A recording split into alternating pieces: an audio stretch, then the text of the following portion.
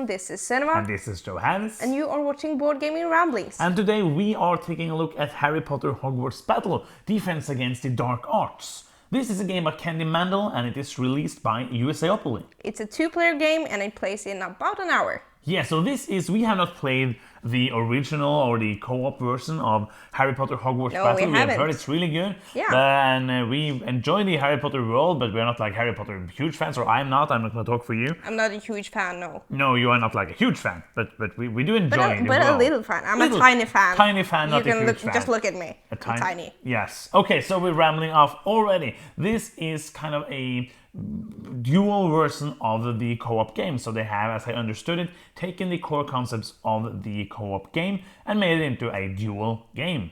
Yeah. So in this game you are doing it. It's a pretty basic deck building game. You have a row of market cards that you can buy. You start with the 10 cards that you will use to get money, that you will use to get some attacks, because that's what you're trying to do here, trying to push the other player to stun them. And you have a track, so they're going to move backwards every time you attack them, and every time they heal, they're going to move forwards towards you again. And the goal is to kind of push them out of the board, and then you will get a point. And you're going to continue doing that, so you will build up your deck, and then somebody's going to get stunned. You will then shuffle the deck, you will continue with the same deck that you had, and then you will get stunned again, or somebody else, or you get stunned, or I get stunned, and then when somebody is stunned 3 times, they will lose, and the other player is the winner. So you will have like all the characters from Harry Potter that can be your allies, and they will have different houses that they align with, and those cards that align with different houses will then be better for you, and so on. I'm not going to go into huge detail, but that's kind of a brief overview, right? Does make sense? Yes. Cool. So, rulebook. This has a rulebook, pretty basic game, so it's really hard to make a bad rulebook, but it is an absolutely good rulebook with pictures that is explaining everything. It explains everything in great details. It's basically pretty much a lot of pictures and some text, because the rules are very simple. It is basically buy cards and then play them, try to get attack. It's pretty simple because you only have like 3 resources. You have the coins that you buy with, you have hearts that heal you, and you have the stun, which attacks the other player. That's basically everything you're trying to do. You can put some hexes into the other player's discard pile, which can be kind of irritating, right? Yeah, it's super annoying. Which will give you different limitations for the rounds where you get that. So the artwork and components here, I think. What do you want to say about that? It's not that much to say. You can see like that it's the different colors for the different houses. I think the tokens that symbolizes the damage you've taken or something. Yeah, the points against you to lose. Those are really cool. The metal tokens are pretty decent, but yeah, the components are good. I think the card stock is okay. It's okay. Not perfect, but the artwork is like, the characters are characters. Like it's a photorealistic art, so it is kind of, could have been, or is it pictures? I'm not sure. We're not sure, it's actually. It looks like it might be pictures, but almost maybe they put something over it to make it look like it's artwork, or maybe it is artwork. We haven't really dug deep into that, but it's that kind of artwork. If you have played Hogwarts Battle, I guess it's the same in there. So it's that kind of it's based on IP, and then you get the IP in there. So you will feel like it is Harry Potter, like all of these spells are from Harry Potter, all of the items, everything is Harry Potter universe. So if you are familiar with that universe, you will feel that you are familiar with the stuff in this game. Yeah, I feel so too. So this is a 2-player game. Yeah. And it's a pretty fun one. Yeah, I think so too. I didn't feel like it's not super thematic. Like when you're playing a spell, like Alohomora gives you a coin. And so that's not, but I don't mind that. Do you know what it does, in the world? Yeah, I don't know. It I have lights no idea. thing. No, that's... No, that is another one. I don't know. Maybe it gives you money. Yeah, maybe it does. Yeah, I don't know. I have no idea. Let's not go there, because people will be like, but Wingardium Leviosa doesn't make you float. But I think it's better than they try to do stuff with that instead of just doing a bag of coins. Yeah, but I don't mind that. But I think when I see you see this board that you can kind of imagine Harry Potter versus Malfoy on that stage, trying to push each other off. Absolutely. That's cool, I think. Which is probably what it's based on. Yeah, that's the closest thing to thematic that I've felt in this game. Yeah, but it feels like kind of a race to build the best deck and then exhibit, like use it the best way possible, get rid of the cards you don't want. So it feels kind of different to me from a lot of other deck builders, because usually deck builders, the goal is to buy a good card or do something like, or Clank, where you try to move around and get stuff. I feel this is different because I'm trying to build a deck that I can build a super heavy attack deck to be able to attack you as fast as possible, so that I don't have to heal a lot. Or you can build like a super healing deck to be able to, so the other player has to really work hard to be able to attack you, so you can always stay at that end and try to push them a bit and a bit and a bit. So I like that. I like that it feels kind of, for me, like I haven't played all the deck builders in the world, but it feels kind of unique as a deck builder.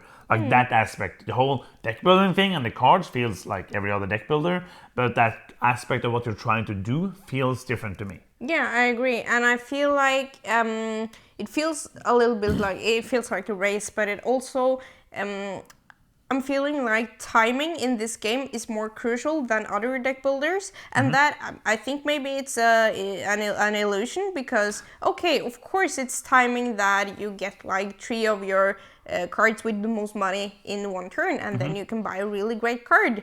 But here you really want to like get the most amount of attack in like one go, so you can push that last damage or stun or something. And it's called damage, Yes. I think, yeah. Yeah, that you need to stun the other player, and you need to do that before it's your turn the next time, because then you're healing. You can heal, yeah. Yeah, and I also like these hexes that you're putting in each other's hands. Yeah, it's super annoying. Yeah, the first time I played, I just like spammed you with hexes, and not only are they like dead cards in your hand, but they also give you and disadvantage. Yes. Like you can't draw more cards this round, or you can't use your allies, or you can't like deal damage or heal this round. That is a devastating card, yeah. Really annoying. And yeah, so of course, like that thing, like some of those are more bad and some of those are less bad. All of that, of course, adds to it being a lucky game, but it is like a 45 minutes to an hour game, and it's like a dual game, just back and forth. I feel there's a lot of tension here. Like in the beginning, you're just trying to build yourself up, and then when it's starting to be, especially when you start the second round, when you have started building up your deck, and something has happened, and you're trying to it feels tense. Like it feels like actually, I'm kind of tense when I play this. It's not like it's a super light game, really light, like a super light deck building game. But I feel like it will really be good for those people who like Harry Potter and maybe playing that Harry Potter the co-op game. I want to play something familiar or something similar, or if you just want to play a head-to-head 2-player game, I think it's really neat, actually. Yeah, and I really like that you're saving your deck, you're bringing it to the next battle, and then you're just like, oh, but I feel like my deck has so much potential. Now I can finally show it. Or you fell off like, or yeah, you haven't got a second chance, because you can't really like start building up in the last. Then you need to be done. Yeah, and I feel like that might be the biggest weakness of the game. It might be kind of a runaway leader. Yeah, like that's if I get a super good start and have some really great cards, and if I also can get rid of some bad cards, I might just have a super good deck. I don't really need to get anything else. Maybe I buy one card here and there, and if I have that super good deck, it's going to be hard for you to get it going, because I can just fast kill you again or stun you again and again and just win the game. Yeah, that's true. I feel like that is like there isn't really a catch-up mechanism. No, that's true. But yeah, that's kind of the game, though. Yeah. And it goes by so quickly. Like even 3 rounds, we could easily play like 2-3 games of this in one night, even though. But it takes an hour, so that would be like 3 hours. Yeah, but you could do this. It would be too much for me. It would be too much fast. for me to play that in 3 hours in a night. What I also like could be like more lucky is that you belong to a house, and even though you can get allies from other houses, some of these cards that you can buy gives you some advantages if you're that house. And if you like are Gryffindor and you get like cards with 3 advantages really early on, and I can't even I don't have the opportunity to get the Ravenclaw cards that I need. Yeah, that could make the game Yeah, Like, and it's kind of the same thing. Like if I get a better deck, I'm better prepared to win the whole game. Yes, and also, what was I thinking about? I don't remember. I was speaking too soon. Yes, the allies. Yeah. Because allies are really powerful. Yes. They give you abilities each turn, and sometimes it happens. It has happened twice that you have a lot of allies, and you have a card or an ally Malfoy. that makes it really bad for me to have allies. Yes. And then you can like easily you could give me 1 damage per ally that I have Yes. each turn Yeah. if you have the correct If cards. I play an item card, which is Yes. more than half of the card, so probably I'm going to play an item card. Yeah. Then you're going to get damage for that. And that's really powerful, I Yeah. think. And I don't have a problem with that, but if it doesn't show up a card that gives me the opportunity to do something bad for your allies, and it hasn't, then you're just going to sit there and get free stuff each turn. Yeah, absolutely. That could be hard. Yeah, I think It was really hard to match that.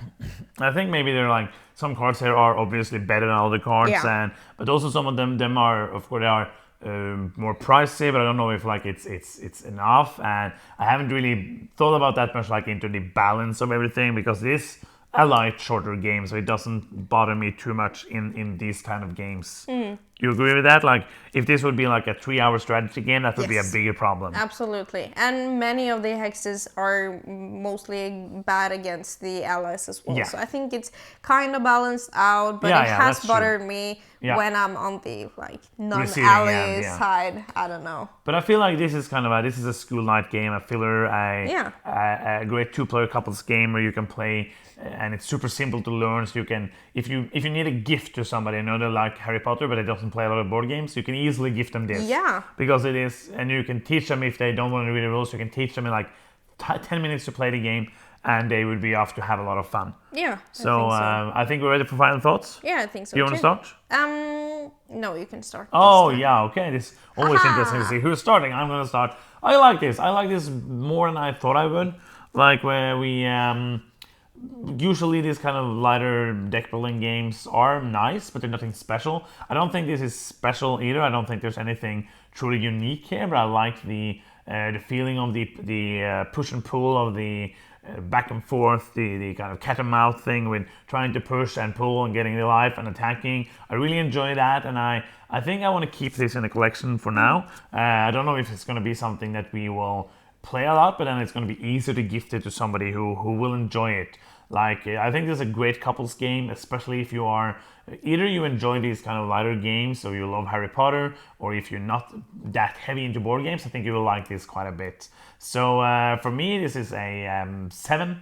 I like it. It's like it's a more than average, a good game that I have enjoyed playing, and I wouldn't mind playing again. So that is a 7. That is Harry Potter Hogwarts Battle Defense Against the Dark Arts. And you? Yeah.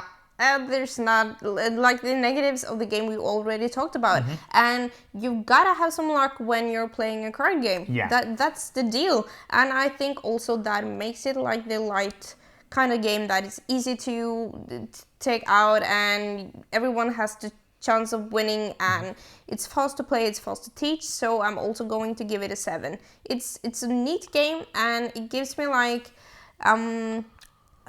this feeling that I get when I'm playing Dominion, and I have it goes by so quickly, and I like that they've done this to a really interesting 2-player game. Absolutely. Yes. So that is the end of this review. Yep. Thank you so much for watching. I'm Johannes. And I'm Sunniva. And you've been watching Board Gaming Ramblings, and bye bye.